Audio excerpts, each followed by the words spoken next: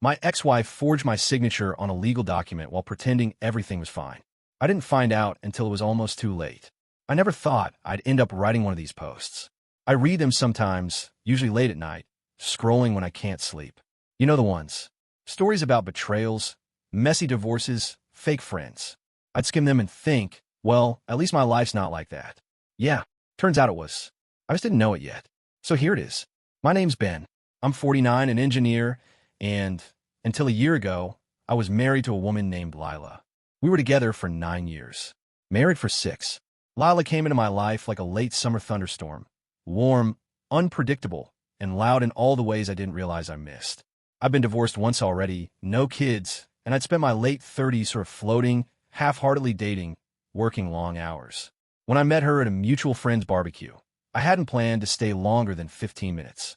I ended up staying 5 hours and leaving with her number. She was divorced too, with a daughter, Haley.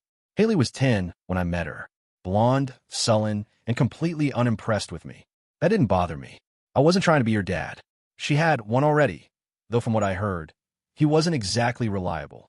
Over time, we warmed up to each other. She started calling me Ben instead of him. Eventually, she'd even ask for help with homework or let me teach her how to make pancakes on Saturday mornings. We built a life. It was solid, good enough. But looking back now, there were cracks I ignored. Haley was always Lila's sun, moon, and stars. That wasn't a bad thing in itself. But it went deeper than love. It was entitlement. Lila never said no to her. Ever. If Haley wanted to switch colleges mid-semester because the dorms were gross, Lila said yes. If she maxed out her first credit card at 20 and asked for help, Lila paid it off, no questions. I offered to talk to her about budgeting, and Lila shut me down with a tight smile, and she's just learning. We got time. I'll let it go. Like I said, I'm not her dad. I wasn't trying to play one on TV. Anyway, about a year and a half ago, I got sick. Nothing dramatic, just pneumonia that turned into something worse.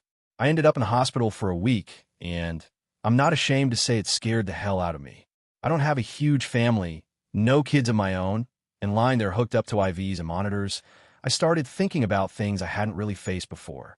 Namely, what happens if I die? So when I got out, I did the adult thing. I updated my will.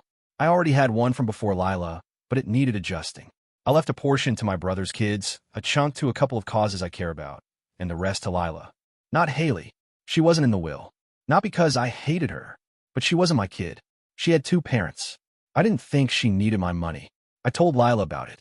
She nodded a little too quickly and said, "Of course, that makes sense." I remember now how she didn't look at me when she said it. The first crack came about 6 months later. I got a call from my financial planner, Dave. We've worked together for over a decade. Trustworthy guy, always played it straight. He asked if I had a few minutes to review the trust documents. What documents? I asked. You know, he said, the updates you signed back in January. There were no updates in January. My stomach dropped. I remember standing in the garage, holding my phone in one hand and a wrench in the other, halfway through fixing a bike tire. I stood there frozen, thinking this has to be a mistake.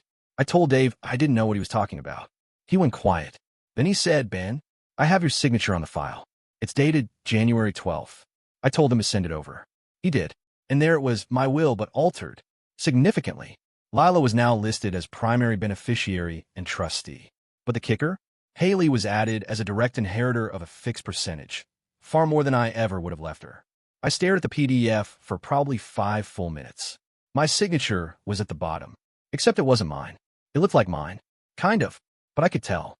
I've signed my name tens of thousands of times. This one had a slant in the wrong direction. The B was too sharp. It was like someone copying it from memory, but rushing. My mouth went dry. The air in my office felt thick. I didn't want to believe it. So much so that I almost convinced myself it was just some sort of clerical screw-up. Almost. I waited 3 days to say anything. During those 3 days, I went through everything, bank statements, emails, my filing cabinet. I checked with the law office that had helped me draft the original will. They had no record of me updating anything after the hospital visit. And yet here was a completely different version floating around with my fake signature. On the 3rd day, I confronted Lila. We were in the kitchen. She was slicing fruit for a smoothie, her robe loose around her shoulders. "Hey," I said casually too casually. "Weird question. Did you change something in my will?" Her hand froze mid-slice. She blinked. "What?" I smiled like I was asking about the weather. "Dave called me about an updated trust document. It has a signature that isn't mine. There was a pause. Then she laughed. Actually laughed. It was brittle and high and wrong. Oh, that. God, Ben, you scared me. I thought something was seriously wrong. I didn't say anything. She went back to slicing. I didn't change it. I just had the lawyer adjust a few things. You mentioned wanting to leave more for Haley eventually, so I figured I'd help move it along. You know how slow you are with paperwork. I stared at her. You forged my name. Her knife stopped again. She looked up. I helped, she said, eyes wide and innocent. That's all. It's not like I was stealing. I don't know what I expected. An apology? Denial? Tears? All I got was irritation. You're seriously making this a thing? She snapped. After everything I've done for us? For her. The room went cold. I walked out. Didn't say another word. Drove around for hours. Didn't even know where I was going. Just drove. Here's the thing. I didn't confront her again right away. Part of me didn't want to believe it. Part of me did believe it and didn't know what the hell to do with that. We lived in the same house for 2 more months after that. We slept in the same bed. She acted like nothing happened. Like my trust, my legally binding documents, weren't a big deal. That told me everything. So I started planning. I made quiet moves. Reached out to a different estate lawyer. Started the process of drafting an entirely new will from scratch. This time with protections. A living trust. A separate executor. I moved certain assets out of our joint reach. Nothing illegal, just protective. Mine. And I made copies. Of everything. Emails, the forged signature, notes from Dave. Then one morning, about a week before I planned to officially file for divorce, I woke up and saw Lila sitting at the dining table, laptop open, coffee in hand. She was smiling. Across from her, Haley, now 22, was scrolling on her phone and laughing. I didn't know what they were laughing about, but the sound felt like knives. I packed my things that afternoon. Didn't tell them I was leaving. Just wrote a note. Calm. Polite. Then I left the house for good. Let's just say, forged signatures were only the beginning. After I left, things didn't unravel all at once. That's not how these stories go in real life. There's no dramatic explosion or courtroom gasp. It's quieter, slower, like watching hairline cracks crawl across glass. At first you think it'll hold, but it doesn't. I moved into a short-term rental, a half-furnished townhouse on the edge of the city. It was beige and too quiet. The HVAC rattled at night, but I had space, my own key, and for the first time in a long time, no one rolling their eyes at me across the dinner table. I didn't tell Lila where I was. I didn't know her that, but I did tell her something else. I'd spoken to a lawyer. I kept it simple, just an email. 1 paragraph. Lila, I retained legal counsel. Do not attempt to use or alter any estate documents moving forward. You, and I will settle this properly. Please direct further communication through my attorney from now on. Ben, she replied in 10 minutes. Her email was half confusion, half guilt-tripping. Ben, what are you doing? We can talk like adults. You're blowing this out of proportion. This is about Haley's future. You always said she deserved stability. That part burned. She knew damn well I never said that. But I didn't respond. The divorce process started formally about 3 weeks later. I let my lawyer handle the filings. We were married under a state that considers all assets shared unless otherwise protected. Thankfully, I'd done just enough of that after my first divorce that a good portion of my investments remained separate. Still, Lila wasn't happy. She lawyered up fast, and just like that, the war of silence and paperwork began. What stood out wasn't the divorce itself. It was what came next. About a month in, I got a call from my lawyer, Marissa. She's sharp, calm, the kind of person who can say fraudulent intent without flinching. She said, we found something odd in the financial disclosures. Odd how? I asked. There's a trust fund in your name. Newly created. Very little money in it, but the point isn't the amount, it's who created it. My stomach dropped. Lila. She used your name to establish it and made herself trustee. It was dated shortly after the updated will, the forged one. Same signature, same notary. That's not a coincidence. My mouth went dry. So this wasn't just about inheritance. She was moving assets. Exactly. Or preparing to. It hit me all at once. She hadn't just forged the will for fun.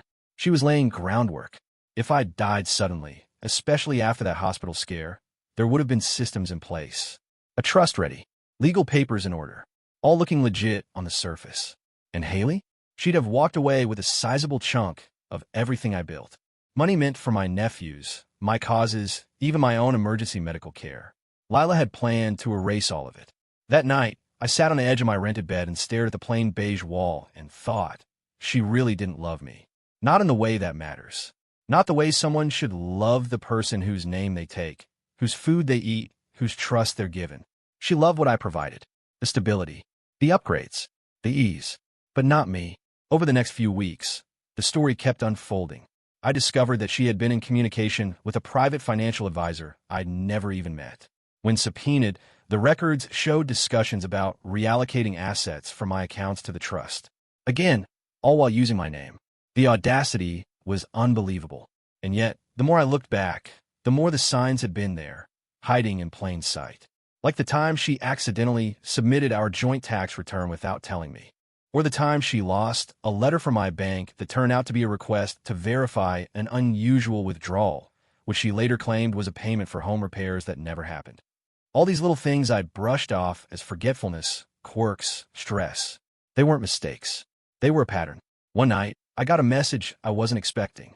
It was from Haley. Just a single line. I didn't know. I swear. I didn't respond. I didn't even know if I believed her. But I didn't block her either. The next day, she followed up. I know you probably hate me, but I didn't know what Mom was doing. She told me you added me to your will because you said I was basically family now. She even showed me the documents. I thought it was real. That made me pause. Because here's the thing. I did say something like that once. Not about the will, but about her being family. It was during a Christmas dinner a few years back. I'd had 2 glasses of wine and told her I was proud of her for pulling her grades up. I remember her eyes lighting up. Lila had smiled like she owned the moment. And now I realized she'd weaponized that. Used my words to sell a lie. Still, I didn't let Haley off the hook. She was an adult. She benefited from the lie. Whether she knew it was a lie didn't change that. I replied, finally, I don't hate you, but you were old enough to ask questions. And you didn't. She never responded after that. The legal case around the forged documents took months to build. Because I didn't just want a divorce. I wanted the truth on record. My lawyer recommended we file a civil claim regarding the forgery and misrepresentation. We had to be strategic. We weren't going after criminal charges, though we could have, but we were setting precedent that she could never again claim anything from my estate, past, or future. The process was draining. Emotionally, financially, but every step I took made me feel lighter, stronger, more awake. For years, I've been sleepwalking through a marriage where I confused tolerance for love and manipulation for compromise. Now, for the first time, I was choosing clarity. The final court date regarding the estate dispute came on a drizzly Thursday morning. I remember because I was 10 minutes early, and I watched Lila walk in with that same calm smile she wore when she lied. She looked composed, polished, even smug. She sat across from me and didn't say a word. But as the judge reviewed the documents, I saw it, just a flicker. The tightening of her jaw, a twitch in her brow, the mask slipping. My lawyer presented the evidence clearly. Forged signature, notarized under false pretense, trust documents established without my consent, prior examples of misused access. Lila's team tried to spin it, said it was a clerical misunderstanding, that she had been helping me during a recovery period, that we were aligned in our wishes until the separation turned hostile. The judge wasn't buying it. After nearly an hour of back and forth, he delivered his judgment.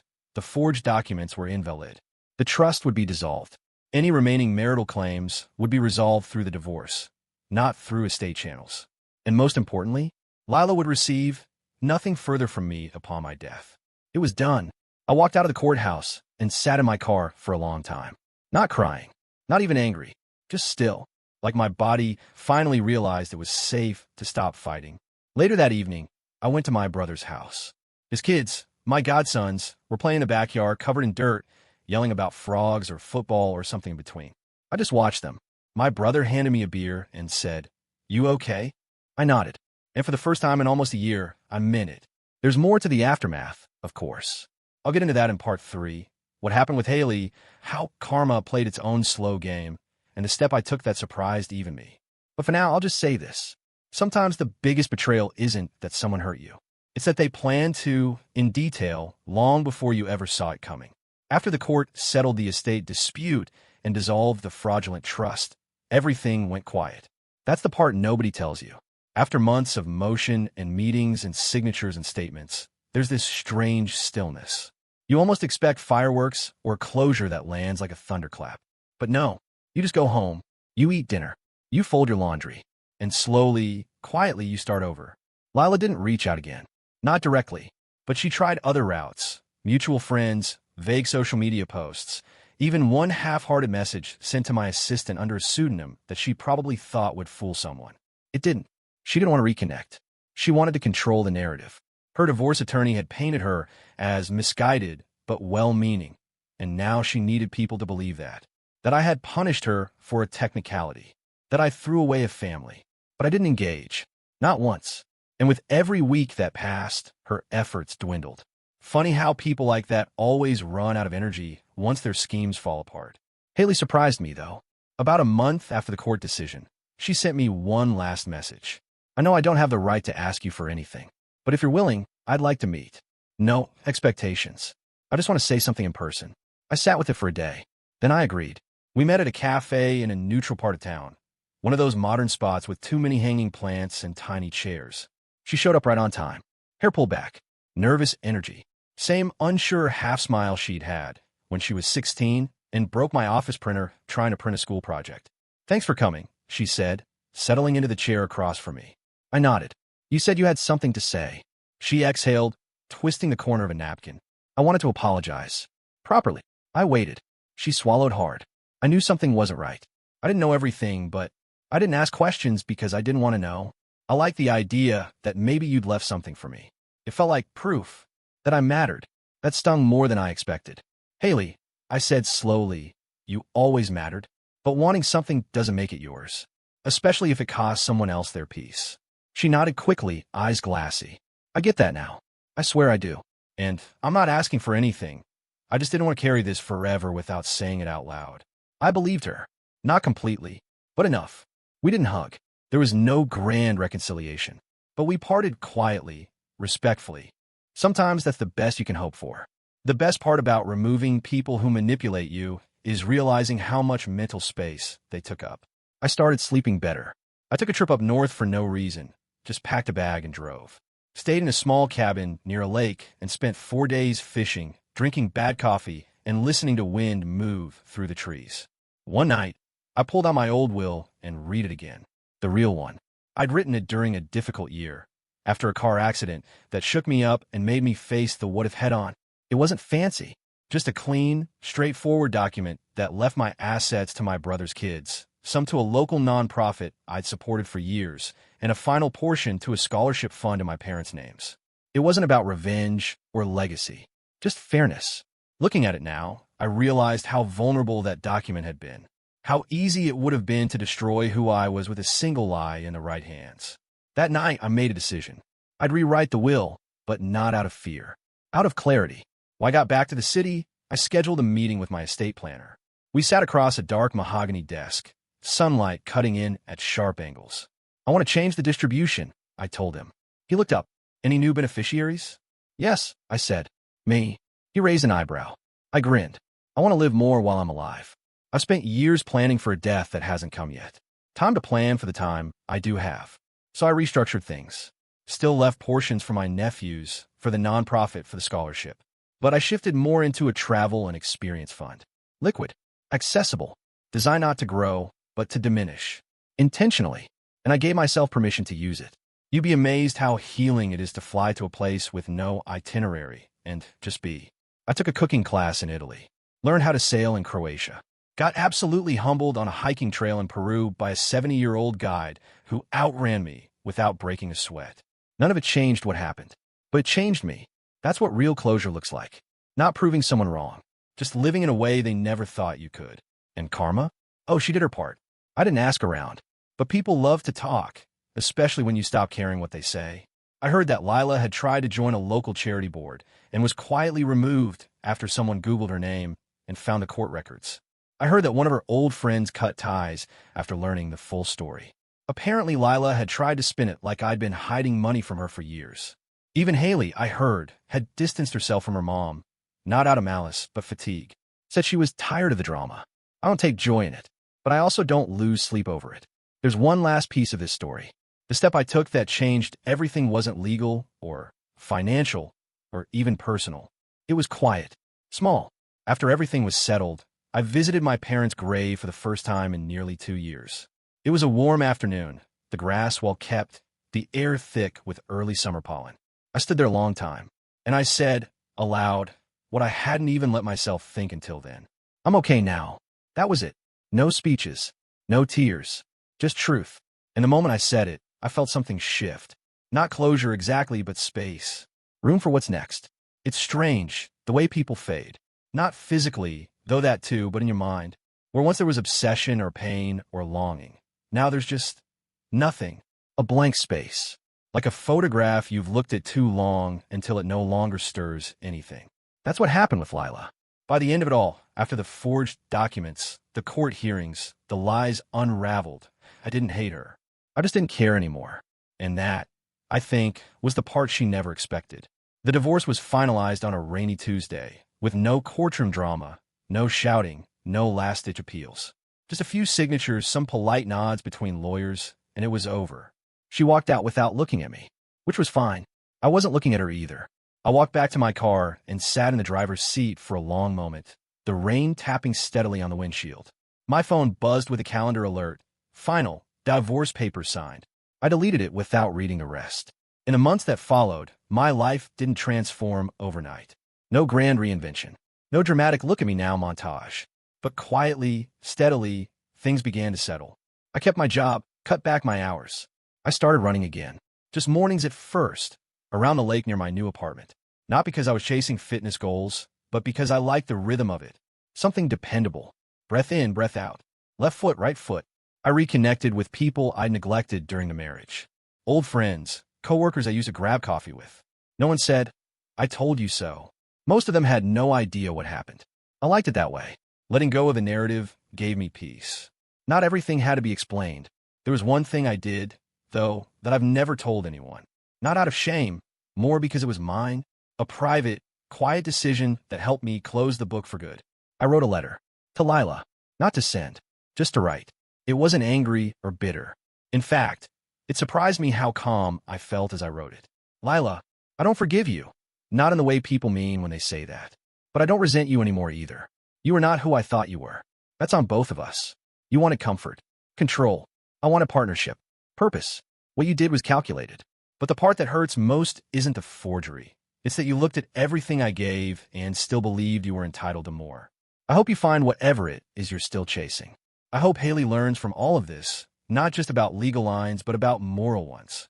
And I hope you never do this to anyone else. Goodbye. I folded the letter and slid it into a drawer in my desk. 2 weeks later, I burned it in a fire pit behind my building. Watched it curl into ash and vanish. It felt better than I expected. I'd be lying if I said I never think about what could have happened. If I died in that hospital. If no one noticed the forged will. If Lila and Haley had quietly collected the inheritance and gone on with their lives, smiling through eulogies and sympathy cards. That version of reality was closer than anyone knew. But that's the thing about close calls. They wake you up, not just to danger, but to the ways you've been living half asleep. A year after everything ended, I booked a week-long trip to the coast. No plan, just myself, a notebook, and the ocean. On my last morning there, I walked down to the water before sunrise. The beach was still empty. Cool wind, gulls overhead. The sky starting to bleed orange and pink. I stood there with my feet in the surf and realized something simple but profound. I wasn't waiting for anyone anymore. Not for Lila to apologize. Not for Haley to understand. Not for closure or karma or even justice. Just living, day by day. That's the part one want anyone listening to this to remember. The moment you stop trying to be understood by people who never really saw you, that's when you start to heal. Not with loud revenge. Not with courtroom wins, but with your own peace. So, to the person out there going through something similar, whether your betrayal came in the form of a lie, a document, a friend turned stranger, know this. You are still here. You are still yours. And sometimes the best step forward isn't about proving them wrong. It's about becoming someone they never expected you to become. Whole, unbothered, and finally, truly free. If you've ever come out of something like this, I'd love to hear how you reclaimed your peace too.